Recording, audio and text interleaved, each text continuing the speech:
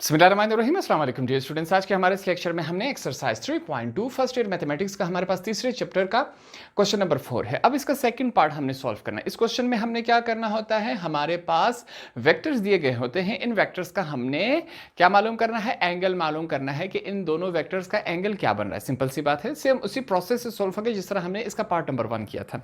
Start करते हैं हमारे पास क्वेश्चन के स्टार्ट में मैं यहां पर लिखूंगा लेट।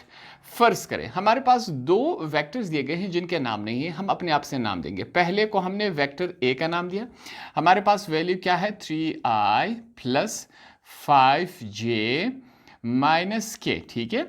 दूसरे को हम क्या नाम देंगे, वेक्टर बी का हमने नाम दिया। वैल्यू क्या है हमारे पास i माइनस 4j और प्लस के, ये हमारे पास वैल्यूज मौजूद हैं, ठीक है।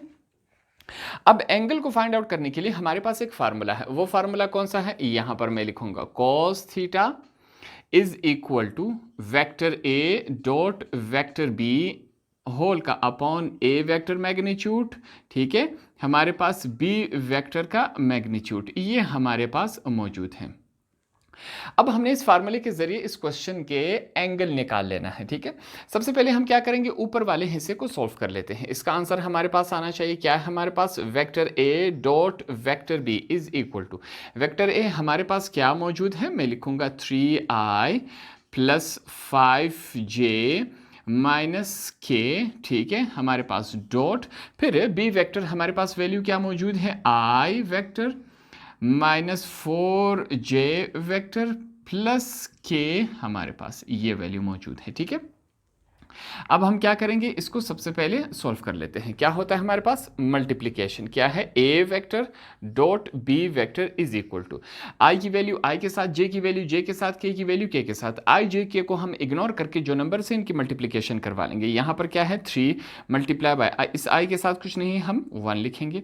फिर हमारे पास क्या है प्लस 5 है, यहाँ पर क्या मौजूद है माइनस 4, यहाँ पर क्या है माइनस 1, k के साथ कुछ नहीं है, फिर से हम 1 लिख लेंगे, ठीक है। अब मल्टीप्लिकेशन करवा लेते हैं। a vector dot b vector is equal to 3 1 जार 3 प्लस माइनस माइनस 4 5 जार 20 minus plus minus 1 multiply by 1 1 हो जाता है, ठीक है।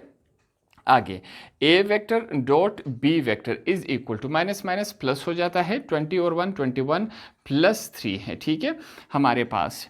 अब इसको सॉल्व कर लेते हैं। फाइनल प्रोडक्ट क्या आया, a vector dot b vector is equal to minus 21 में से अगर हमारे पास 3 चले जाए तो हमारे पास माइनस 18 रह जाएगा।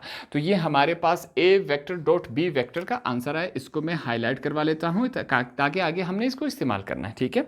अब हम चलेंगे यहाँ नीचे की तरफ। नीचे मैं क्या लिखूंगा, सबसे पहले हमने लिखना है नाउ।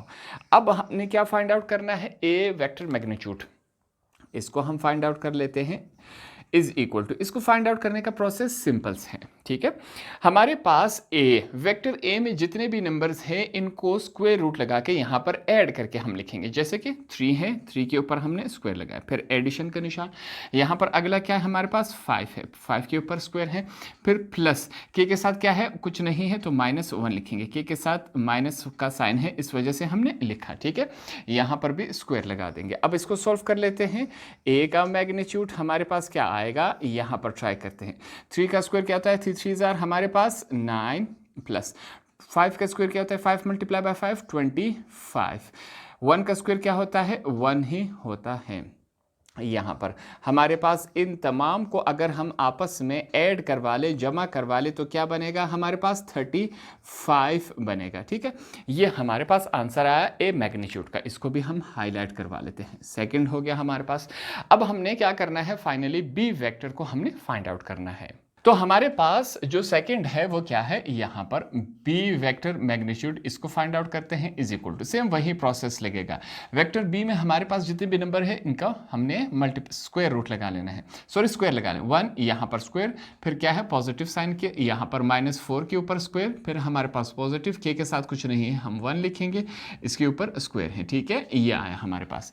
इसको सोल्व करते जाएंगे, हमारे पास क्या फॉर्म बना रहा है, हम लिखेंगे यहाँ पर 1 का स्क्वायर क्या होता है 1 हो जाएगा, प्लस -4 मल्टीप्लाई बाय -4 पॉजिटिव 16 आ जाएगा, प्लस 1 का स्क्वायर 1 ही होता है। तो इन तमाम को अगर आपस में हम ऐड करवा ले तो वैल्यू क्या बनेगी हमारे पास 18 बनेगी। ठीक है, ये हमारे पास थर्ड हो गया।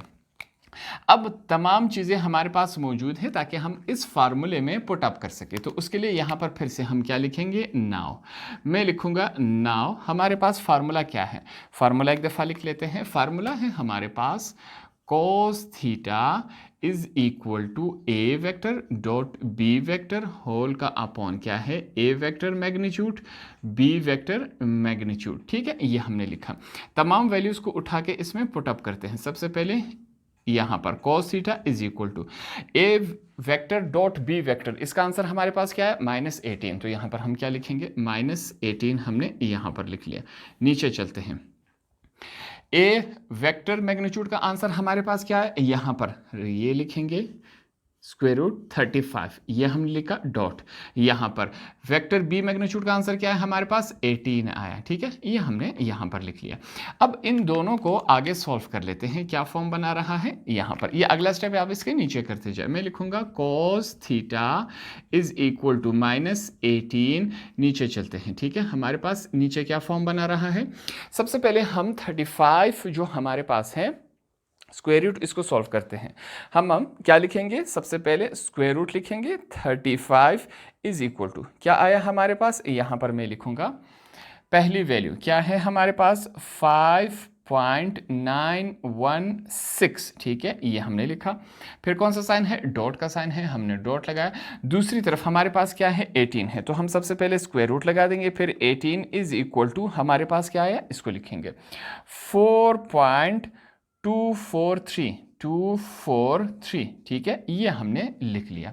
यहाँ तक तमाम बातें क्लियर होगी। आगे की स्टेप चलते हैं। हमारे पास क्या बन रहा है, फिर से मैं लिखूंगा cos थीटा -18। अब जो नीचे वाला है आपस, इन दोनों को आपस में हम मल्टीप्लाई करवा लेते। 5.916 मल्टीप्लाई हो रहा है 4.243। ठीक है, 5.916 4.243 इज इक्वल टू हमारे पास ये वैल्यू क्या आई, यहाँ पर मैं लिखूंगा 25.102। ठीक है, ये वैल्यू हमारे पास इस फॉर्म में आ गई। अब इसको हमने आगे सॉल्व करना है। किस तरह सॉल्व करेंगे, इन दोनों वैल्यूज को आपस में डिवाइड करवा लेते हैं। आगे के स्टेप में यही काम करते हैं, देखते हैं क्या फॉर्म बनता है। सबसे पहले हम क्या लिखेंगे, cos theta is equal to, ठीक है, अब -18 को यहाँ पर इसको हम डिवाइड पहले क्या लिखेंगे, -18 डिवाइडेड बाय 25.102। ठीक है, ये हमने लिखा। हमारे पास वैल्यू क्या आई, ये वैल्यू आई हमारे पास 0, यहाँ पर मैं लिख लेता हूँ -0.717। ठीक है, ये हमारे पास वैल्यू आ गई। अगले के स्टेप में हम क्या करेंगे, cos थीटा को इज इक्वल टू के उस तरफ ले जाएंगे। तो ये क्या बन जाएगा हमारे पास, थीटा यहीं पर रह गया, cos इनवर्स हो जाएगा। ठीक है, यहाँ पर क्या मौजूद है, 0 ठीक है, ये हमारे पास वैल्यू मौजूद है कैलकुलेटर में।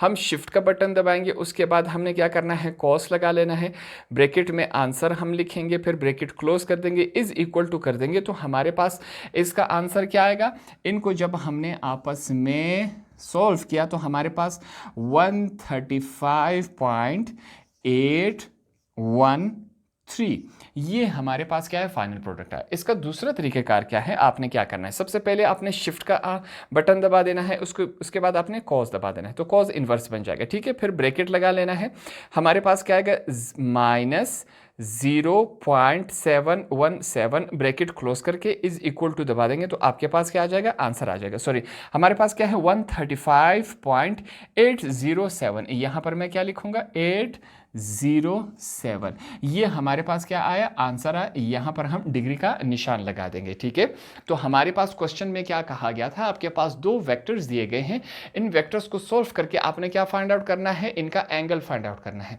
तो इनको जब यहाँ पर हमने सॉल्व किया, हमारे पास एंगल क्या है 135.807 डिग्री, ये हमारे पास एंगल आया। हमने इस क्वेश्चन को भी आसानी से सॉल्व किया। होप आपको ये भी आसानी से समझ आ गया होगा।